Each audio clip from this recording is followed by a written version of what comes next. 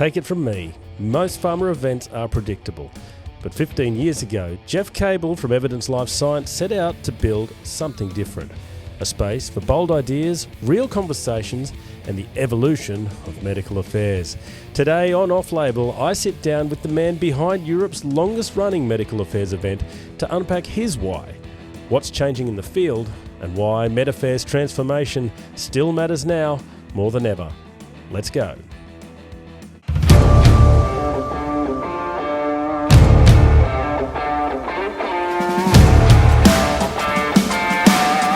So in an industry that's constantly evolving, few have been at the forefront of change like our next guest, Geoff Cable from Evidence Life Science.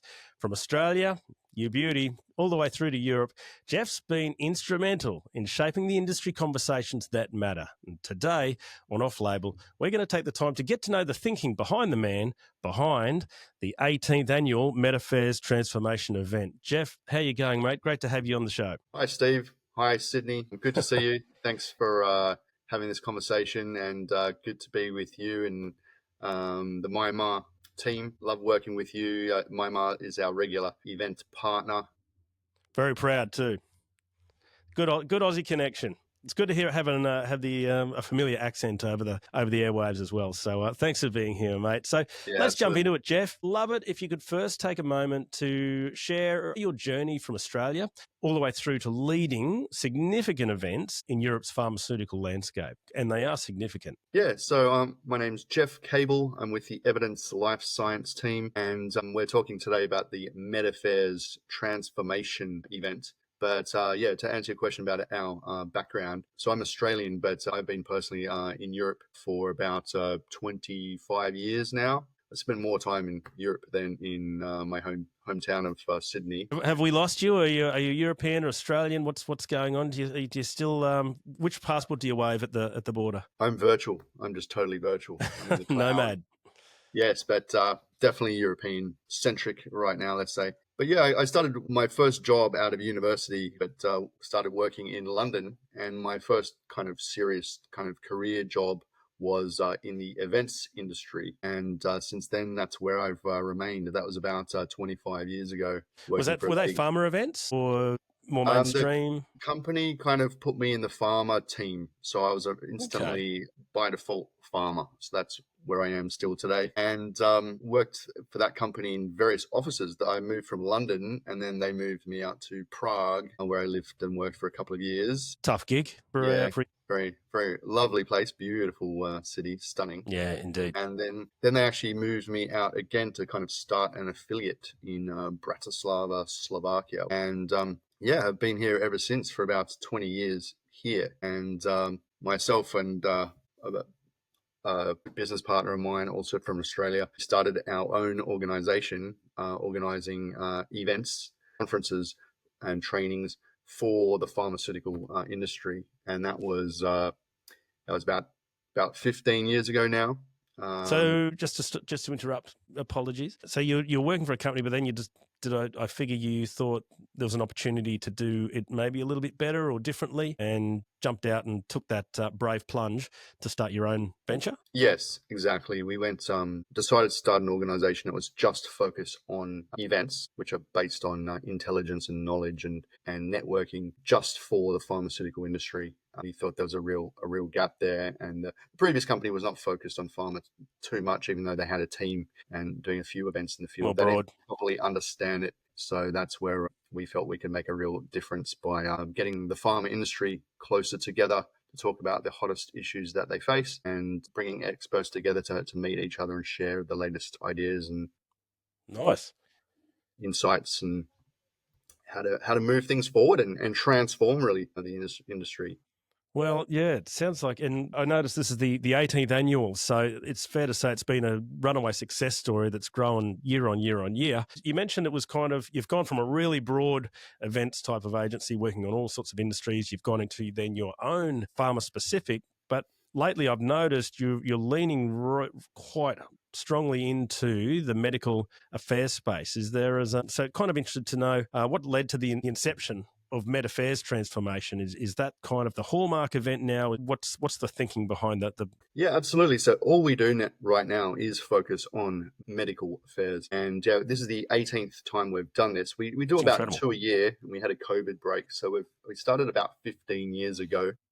Amazing. Let's say. But why did we choose medical affairs? That's really interesting. We used to be doing clinical research events, and one of my good friends was in a senior position in a pharma company in clinical, and he moved to medical. And then he was explaining to me his new role and how he and his company in that position add value to the rest of the organization. And I just found it fascinating. And we did some more research, and we organized probably the first ever medical affairs conference anywhere that I'd ever seen around the world. And I think that's true because it's my job to know what's going on, know what the opportunities are. Of course.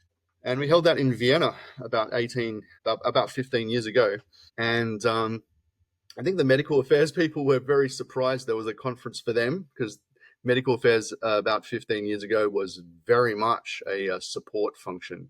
Yeah, well, I mean, that's the whole argument. Or the evolution and the story that it is. It was a support function, no budget, banging on the door of commercial to say, hey, we've got a voice here. You really need to listen to this. And now that voice has gotten stronger and stronger, and now is a leading voice across most organizations. But yeah, when you kick this off, I was actually unaware of that, and I kind of consider myself relatively across things, but a pioneer in medical affairs events that's still going strong today. That's really quite something to hang your hat on, Geoff. I'm really interested, actually, just sticking to that evolutionary play. How has the event evolved over the past 18 years to stay just as relevant and impactful today as what it did back in those early pioneering events? Yeah, I think the event has evolved very much in line with how medical affairs has evolved. And I would imagine, from my observations, medical affairs has evolved as a role or a department or as a function, if not faster than almost anywhere in the pharmaceutical company. Yep. Fair to say. So our events are all about the conversation. What are the latest issues in this field? And that conversation has evolved dramatically in that 15 years. So I can give you some examples. So this is called transformation. And what does that mean? And it's... I'm the one supposed to be asking the question to you, Geoff, but that's better than what I had written down, so run with it. So, Steve, what does transformation mean? I'm no good under the spotlight. So it's a strategic new way of operating. It's a strategic approach. It's not ad hoc. It's about a real cultural shift, and it's about a real shift in the processes and the structure of how medical affairs is set up and operates, so that it's better able to serve its customers effectively, to better able provide, for example, HCPs or maybe patients and other stakeholders with the information, the insights they need in order to make the right decision, which may include the pharmaceutical company's product, but may not. It's about adding value to the entire health system through different approaches. So, for example, it's the old way of working was product first. The new way of working is definitely more science-led and customer-focused. In other words, how do we improve health outcomes for the customer or for the end patient, obviously? Yep. And how do we understand that? And it's a whole cycle where that information, those insights from the customer's perspective, are filtered back to the organization to make sure that the organization, including the medical affairs function, is more intelligent. Yep. And I guess intelligence means more hopefully real-time analytics data that are fed back to the organization, which they can hopefully turn into insights that make everybody more intelligent about what is the best decision to make, what is the understanding of the science in the real world, especially, and how can that information, be turned into insights that can help us, for example, educate the customer, and in terms of what is the best therapy, what is the best approach for individual patients. So improving our understanding of the product, the science, to improve patient outcomes. Yeah, I can really pick up your passion for that, and the vision, and how we're looking at the entire ecosystem and what the important role that medical affairs has in that, in order to make it all come together and hum.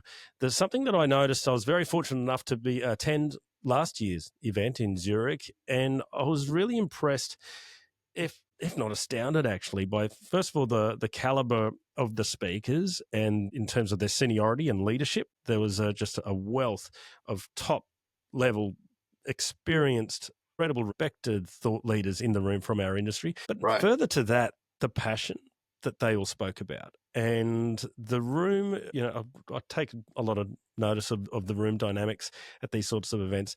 And often you can see people escaping into their phone or answering an email or something like that. But the level of engagement that existed in that room on the back of the passion from the speakers really plays into the narrative that you've just spoken about now, and the importance of the function and what it can do to impact that whole thing. So, yeah, it was. I gather you're in your briefing with the speakers. That's kind of the approach you've encouraged them to take, and they've certainly taken it with gusto. Absolutely, yeah. We have, in my opinion, some amazing speakers, but we've been working with these people for many years, indeed, know them very well. So we have, for example, everyone probably would know Danny Duplessis from the MAPS Who's he? organization. Just kidding, Darnie. We've been working with Danny for probably a decade now, I would imagine. And obviously he's a real driver and thought leader and change agent in this field. Tireless too. He's always showing up and contributing as best as he can on a number of different formats and channels. He's a bright light in the industry, no doubt. Yeah, but people like that and some of our other speakers, like we have a amazing panel, scientific advisory panel for this event, which includes also Danny, but Troels Sorensen from Beringer Ingelheim. Yep. And Natasha Hanshi from Roche. Of course. She's really at the forefront of. Interestingly, quick side conversation, hopefully relevant to you being an Australian. I taught Natasha how to do the Tim Tam Slam at an event earlier this year. And for those in Zurich, if I'm there, I'll show everyone there as well. It's something that you really can't miss. Being here in Europe, I'll try and translate his Australian. Tim Tam is a chocolate biscuit we eat in Australia. So, yes, you should try the Tim Tam Slam, but it's not good for your weight loss program. Okay. No, you want to hit the Stairmaster in the evening if you're going to go run too hard on the Tim Tam Slam. All right, getting just back on track. We'll try and roll things up. But looking ahead, are there any key themes or topics that we're going to be addressing in Zurich later on this year? Yeah, absolutely. So we're talking about all aspects of transformation. So it is a broad area. However, we are going to be talking a lot about the insights piece, how to become a more intelligent organization that can understand the customer and understand the science more appropriately. But also a big theme is capabilities. Yep. How can the pharma organization structure itself to be able to deliver those outcomes for the end user, for the customer? What talent do you need, for example, in which positions, what structure of the team should they be, and how can they integrate with other essential departments within the pharmaceutical organization, whether it's commercial, whether it's R&D and other areas, market access? What are the latest processes? That's really great. What is legacy and what is the way to transform? I'm sorry, Steve? No, I was just going to say capabilities are so huge at the moment because as we've touched on, the evolution of medical affairs and the roles and responsibilities have kind of grown alongside that evolution. So people are always trying to look to each other to share best practice on how to really improve their capabilities and find a way to measure it and be accountable. Certainly the speak across the industry at the moment. Absolutely, yeah. And the other main element I would say of transformation is not to mention the technology. You're a bit of a tech guy yourself, Steve, but the two types of technology that are obviously at the forefront right now, you have to mention AI, and that is just obviously changing every day. So there's always exciting new things to discuss, but new applications for medical affairs in so many different areas, not to mention obtaining insights from the customer. And another key area is omni-channel, making sure that tech systems are in place to help a customer obtain the right information at the right moment in bite-sized chunks, and in the format and through the channel that they prefer. And how to mesh all these elements together, the technology, the capabilities, the science, the intel, and that is transformation. And that's why you can't explain it so simply, because it's all it's a monster. It's a in itself a bit of an ecosystem. So how to do it? We can talk about this for forever. But you get one day, and somehow You managed to cram it all in there in one day in one really engaging, fast format type of piece. And from memory as well, there's also plenty of opportunities for people to get together, network, meet each other, and even have a meal or meet up afterwards, as we did last time, and maybe stayed out for 1 or 2 hours too long from memory. But it was celebrating a wonderful day and one that I enjoyed immensely. So maybe on the back of that, we'll tie it off and just make a note that for any listeners